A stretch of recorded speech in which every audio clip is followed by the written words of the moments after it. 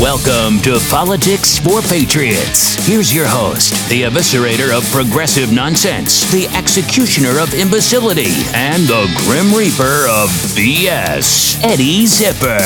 For the most part, the mainstream media is really ignoring Nancy Pelosi's desperate struggle to hold on to power and become the new Speaker of the House. I am shocked. Shocked! Well, not that shocked. This is the most interesting story in politics right now, especially when you consider the fact that right after the election, all of the mainstream news media were operating under the assumption that Nancy Pelosi had the speakership all locked up.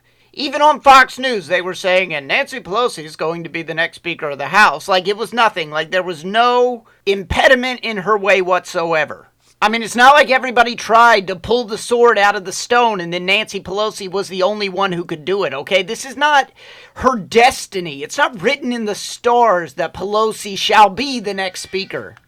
Now, I don't like to toot my own horn, but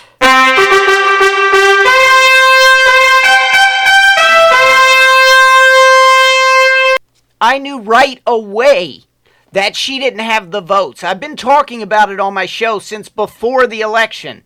Before the election, I was saying, if Democrats take back the House, Nancy Pelosi is probably not going to have the votes she needs to become Speaker of the House. Okay, I was paying attention to all these promises that candidates were making that they would not vote for Pelosi if they were elected. Okay, so this speaker race is a huge deal. And the media is not treating it like, they're treating it like it's just business as usual. It's not. This is the most interesting thing that's going on in politics right now, but you would never know it because they don't seem interested in talking very much about it. All right, in the last episode, I told you that by my whip count, at least 24 people were going to vote against Pelosi for Speaker.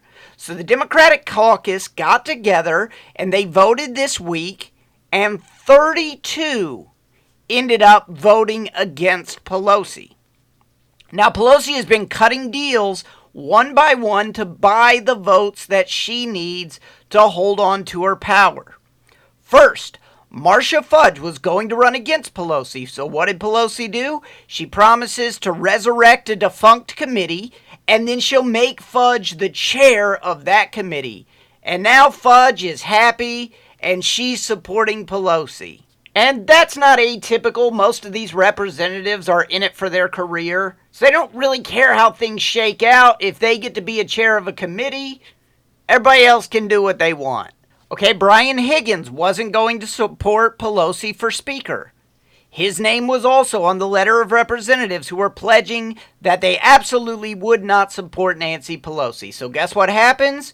Higgins' two legislative priorities get moved to the top of the House Democrats' agenda, and now Higgins is in Pelosi's corner. Now, I'm not going to dog Higgins the way I did Marcia Fudge because what she got only enriches her personally.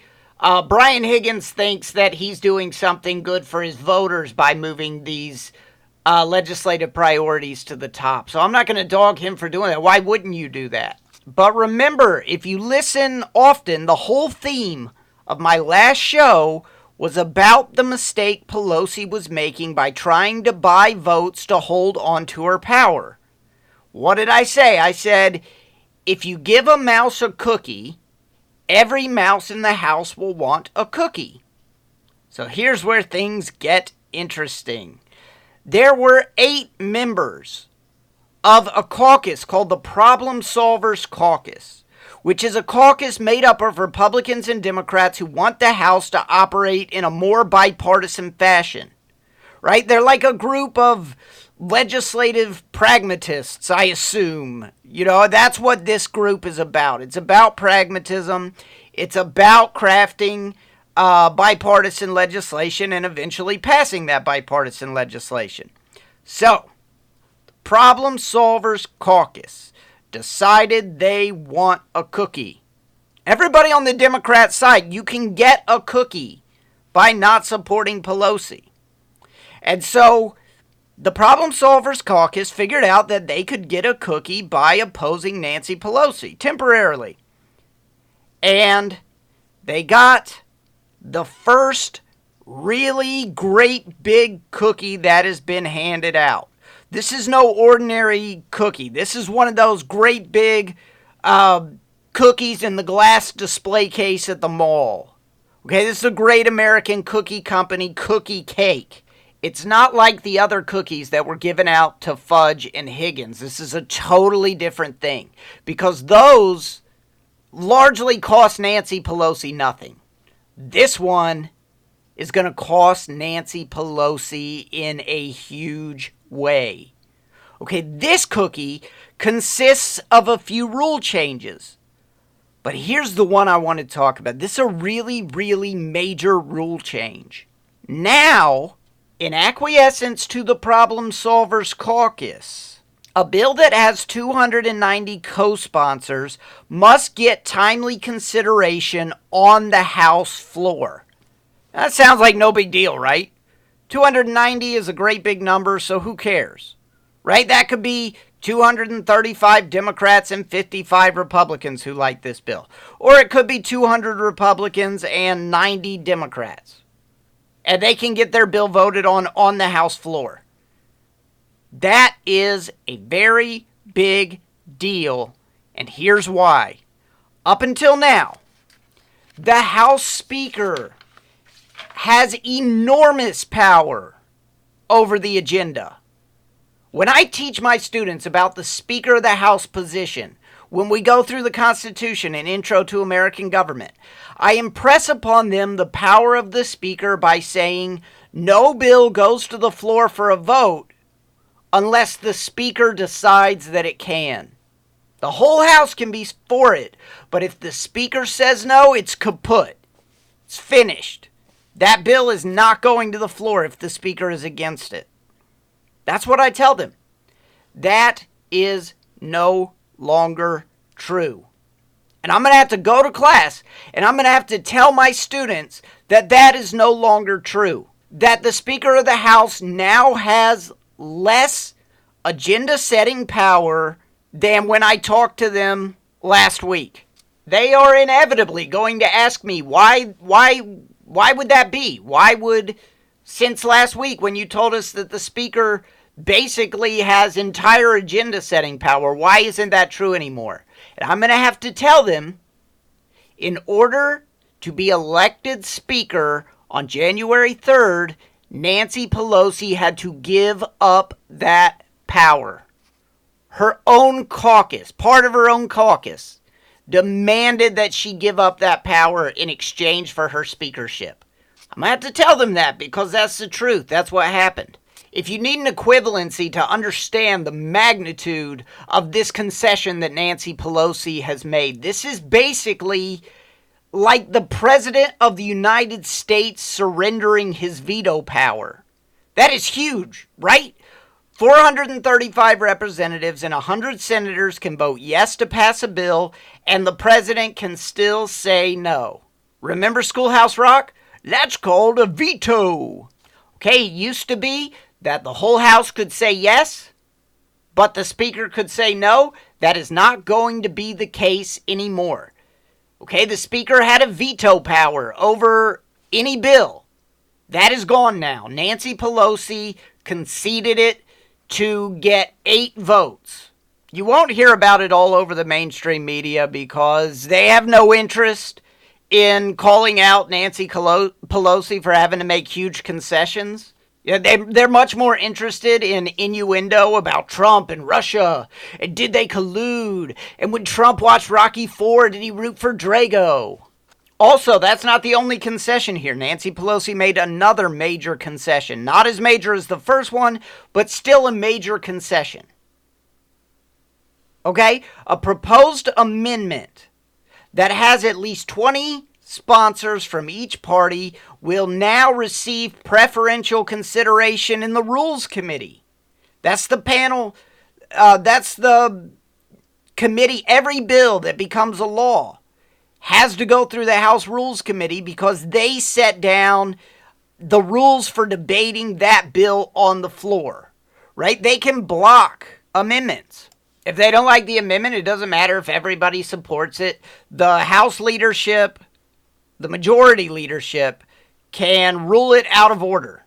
And then it's not going to be, that amendment is not going to be considered on the floor. That's gone now. That power is now gone if Nancy Pelosi becomes Speaker, because she has promised now, the Problem Solvers Caucus, that any amendment that has 20 supporters on each side is going to be able to go to the floor. The deals with Fudge and Higgins did not cut into Nancy Pelosi's power.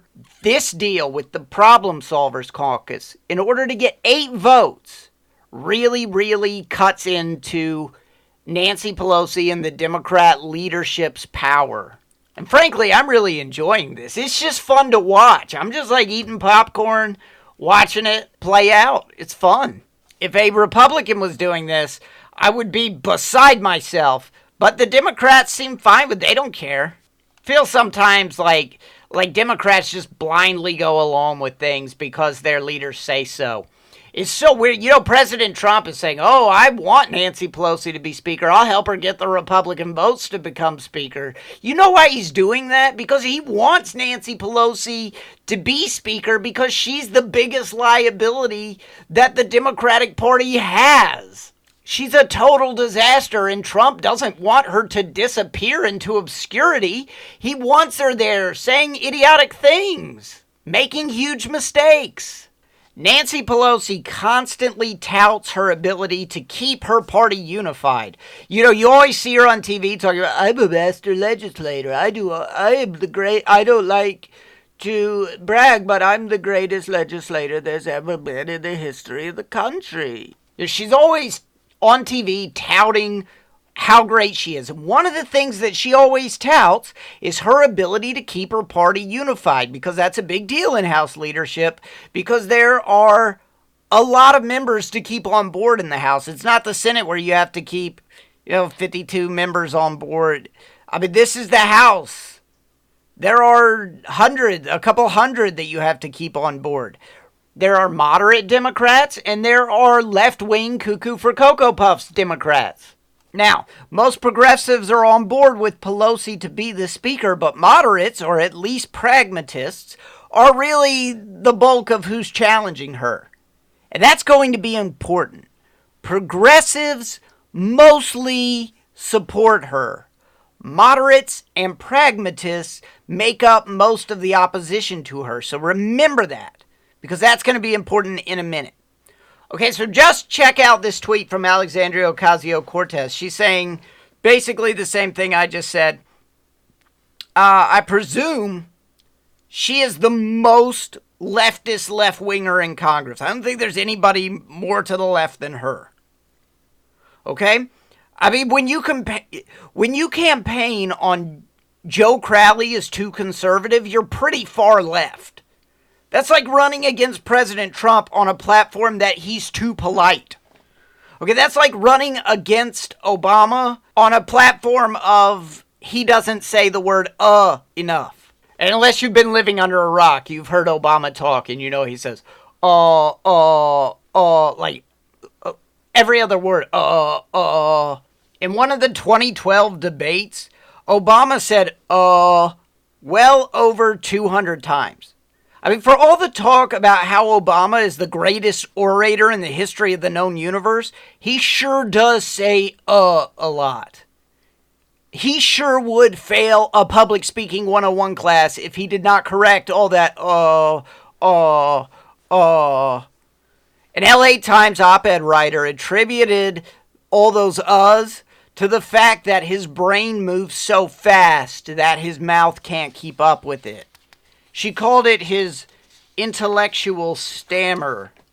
Of course, the real reason is that Obama is operating under about 200 million rules of political correctness, and his brain has to run every word he says through the left-wing litmus test before his mouth is allowed to spit it out. I feel like there was a point to this. What was I talking about? Oh, yeah. Check out this tweet from Alexandria Ocasio-Cortez. All the challenges to Leader Pelosi are coming from her right in an apparent effort to make the party even more conservative and bent toward corporate interests. Hard pass. So long as Leader Pelosi remains the most progressive candidate for Speaker, she can count on my support. Obviously, this is a departure from her previous stance on Nancy Pelosi, which was... Really, I'm just using any excuse to play this soundbite because it's one of my favorites of all time.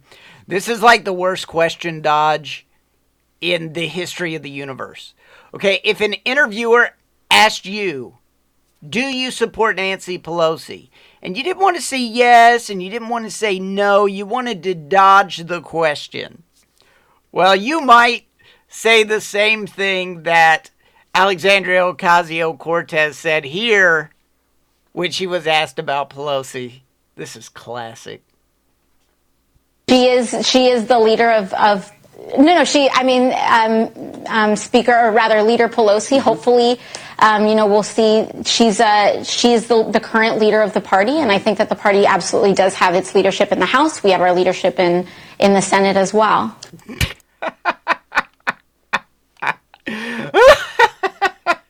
That is the worst.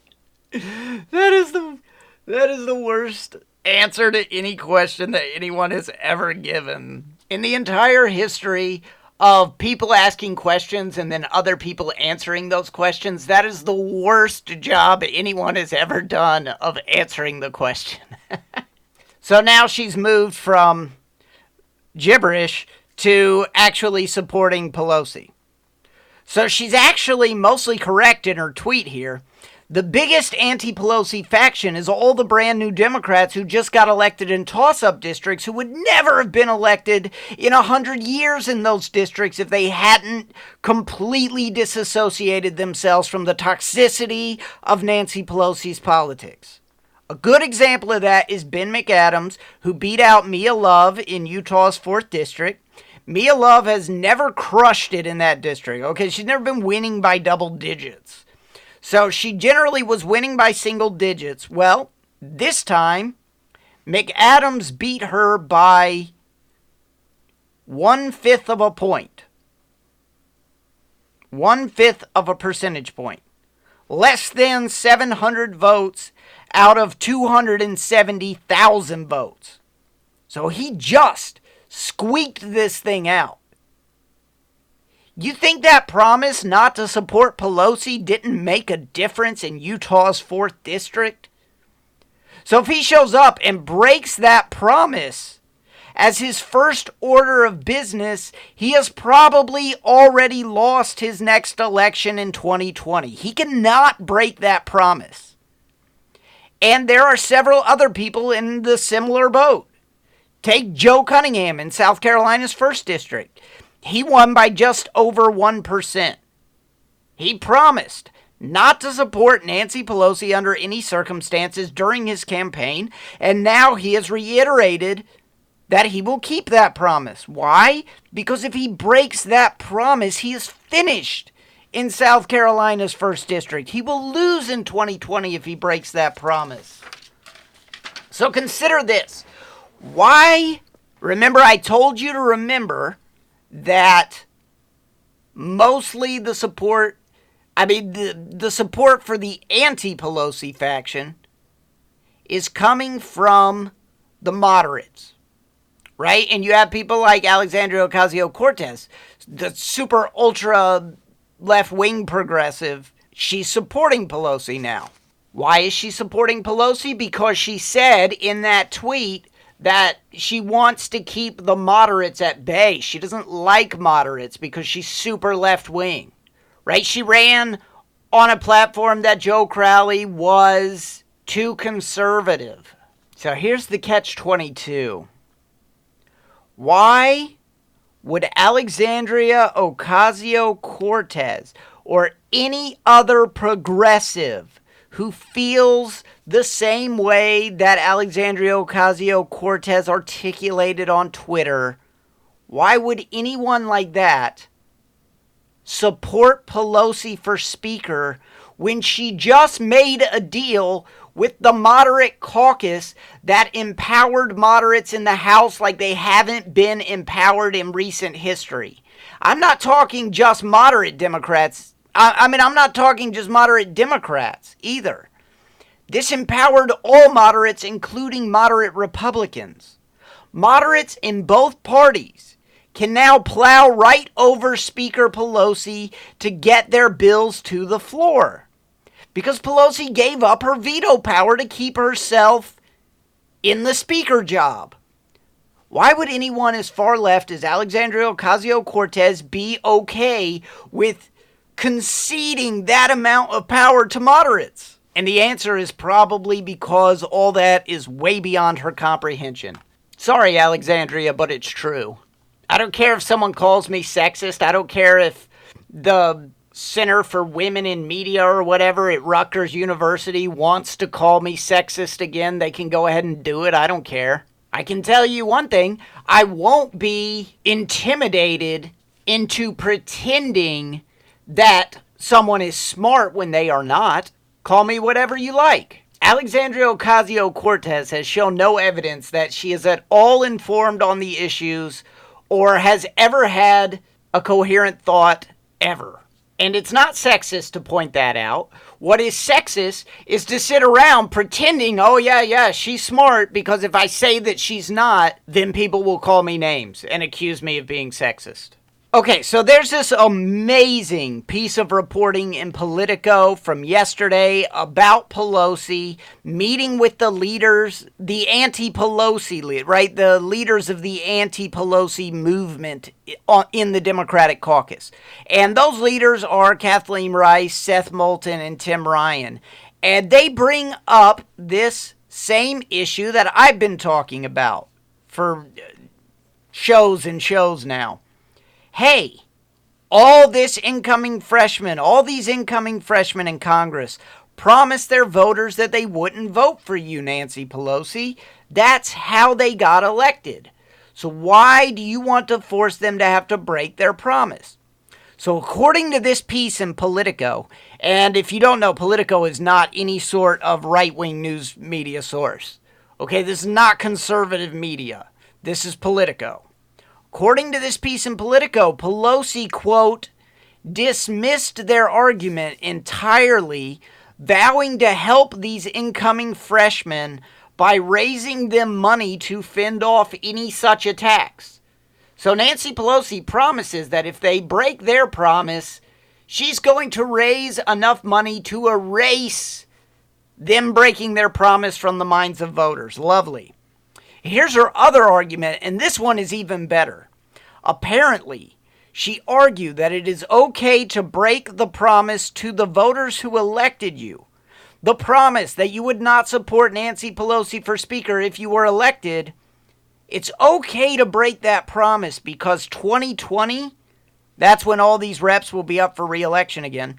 2020 is a presidential election year, so voters wouldn't care who the speaker was next election. Wow. Jeez. How cynical is that?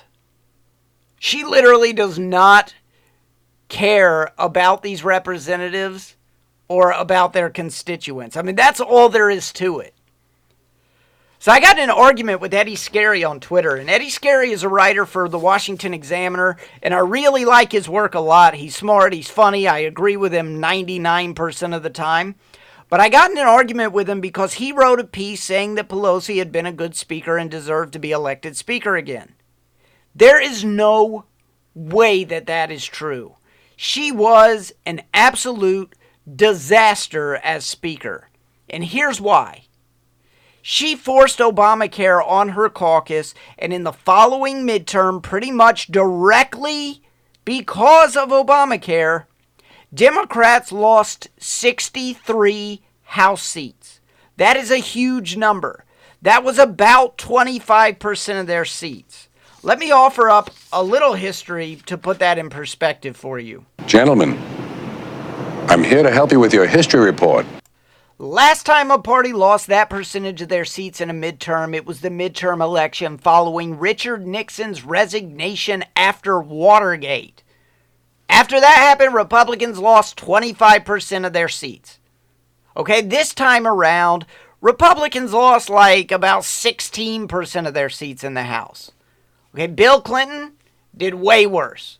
Lost about 20% of his seats, or the Democrat seats.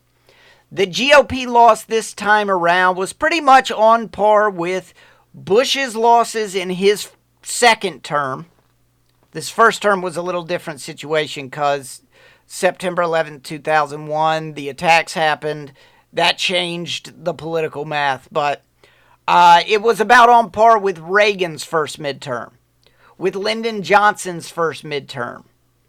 Ike did good in his first midterm, but he got absolutely smoked in his second midterm. Okay, not quite as bad as the Democrats' loss in 2010, but almost 24% of the GOP seats. Truman got smoked, lost over 20%. Franklin Roosevelt pretty much had a biannual tradition of his party getting destroyed in midterms after the first one. The first one he did good, after that, disaster. Hoover did way better than Obama in his first midterm, but much worse than Trump. The big difference is that the GOP picked up seats in the Senate this time around. Very rare. Most presidents lose seats in the House and Senate. Short list of presidents whose party picked up Senate seats while losing House seats. Wilson in 1914, Kennedy in 1962, Nixon in 1970, Trump in 2018. So that goes back to like about Taft. So modern times, like basically that almost never happens in modern times. So, get back to the point here. Pelosi really led her caucus off a cliff. It's true, she gained back 2/3 of those seats as minority leader 8 years after she lost them. Right? 2018 midterm, gained back about 40 seats. She raised a ton of money that helped do that. A ton of money. But lots of those people who were elected, even while she raised the money that got them elected, they got elected by running against her speakership. That's not a good look. And one of the other problems she has is that anywhere she speaks, she leaves disastrous sound bites behind. Most disastrous, of course, being we have to pass the bill to find out what's in it. She thinks middle classers get a couple $100 extra bucks in their paycheck, a couple $1,000 more a year from the tax cuts. She says that's crumbs. She said the tax cuts were Armageddon. The end of the world. That's insane. Finally, she's going to lead her party into a vote crisis on the floor on January 3rd because she insists on clinging to her power even though she doesn't have the votes. And the media keeps telling me, oh, she'll be speaker, and she'll have the votes by January 3rd, but I think they're wrong. Maybe I'm the one who's wrong. Not bloody likely. But at this point, she is literally trading away the power of the speaker position just so that she can continue to hold the title. The media keeps telling me she'll be speaker on January 3rd. Maybe. But I think a challenger will emerge. I think, whether it be Tim Ryan or whoever, they don't want a caucus vote because Pelosi beats them there. And then that looks bad for them to be speaker because they get beat by Pelosi in the caucus. They want to go to the floor vote because Pelosi won't need a simple majority of the Democratic caucus in the floor vote. She'll need a simple majority of the entire House. That is the place where a challenger can beat her. They can't beat her in the caucus. They can beat her in the whole House. So she got the 8 members of the Problem Solvers Caucus back by handing over a big chunk of the Speaker's power. By my whip count, she's still at least 5 votes short. I'm only counting people who have made explicit promises to not vote for Pelosi. It could be a little bit more. 32 voted against her in caucus. She got 8 of those back. That would put the number at 24. I only have a list of 22 who explicitly promised not to vote for her. If the 2 mystery voters don't come around, she'll be 7 votes short. Either way, going by my list, I am not sure there are 5 people left who will wheel and deal with their vote. These people mostly ran on the explicit promise of not re-electing Nancy Pelosi as Speaker. I know I've said this, but the media is way undercovering this story. If Pelosi can't get those votes by January 3rd, this is no small story. The Democrats will have a leadership crisis on the floor of the House that hasn't been seen in almost 100 years.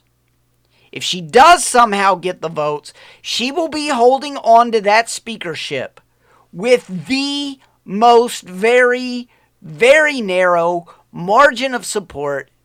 And it's not going to be easy to replace her because as part of her deal with the Problem Solvers Caucus, she's going to make it difficult for anybody to call for a vote of no confidence in the Speaker. So keep an eye on this. It's a really important story that the mainstream media is disinterested in. All right, I hope you enjoyed the show today. If you did, go to my website, www.eddiezipperer.com. That's www.eddiezipperer.com. Listen to some of the older episodes. If you get a chance, please go to iTunes, subscribe on iTunes, leave a review on iTunes. I'd really appreciate it. That's it for today. I'm out of here. She is the leader of Speaker, or rather Leader Pelosi. Hopefully, we'll see. She is the current leader of the party, and I think that the party absolutely does have its leadership in the House. We have our leadership in the Senate as well. You just listened to Politics for Patriots with Eddie Zipper. Email the show at patriots@eddiezipper.com and please subscribe.